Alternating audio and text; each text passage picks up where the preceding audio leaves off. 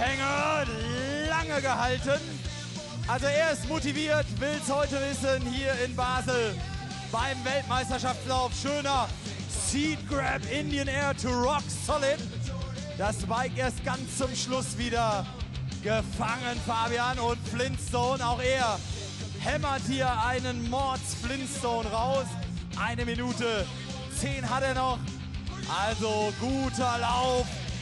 Und er in Perfektion seine Tricks gehalten. Das heißt, ihr müsst ein bisschen mehr leer machen für Fabian Bauer-Sachs. Nur einen normalen Flip, das ist heutzutage schon voller Standard. Aber schauen wir, was jetzt noch von Fabian Bauer-Sachs kommt. Heart Attack Rock Solid.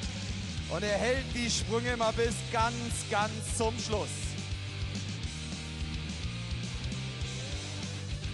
One Hand Neck Flip von Fab. 30 Sekunden noch.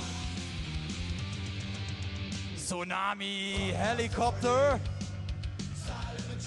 Und jetzt werden langsam die Arme schwer bei den Jungs. Also er braucht die Unterstützung. Whip Flip von Fabian. Ebenfalls gut auf die Landung gesetzt. 10 Sekunden hat er noch. Also einen Sprung kann er noch machen. Fährt nochmal hier auf die andere Seite und nimmt noch einen Sprung, bevor das Double-Up-Zeichen kommt. Jawohl, er nimmt hier den letzten Sprung noch. Und Neckflip, fetter Neckflip. Und jetzt Double-Up. Also Applaus hier für Fabian Bauer-Sachs.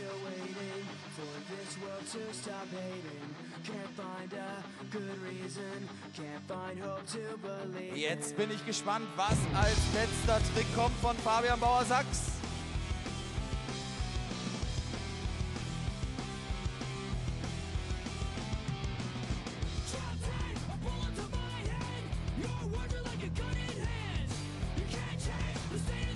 No-Hand Backflip to One-Hand Landing.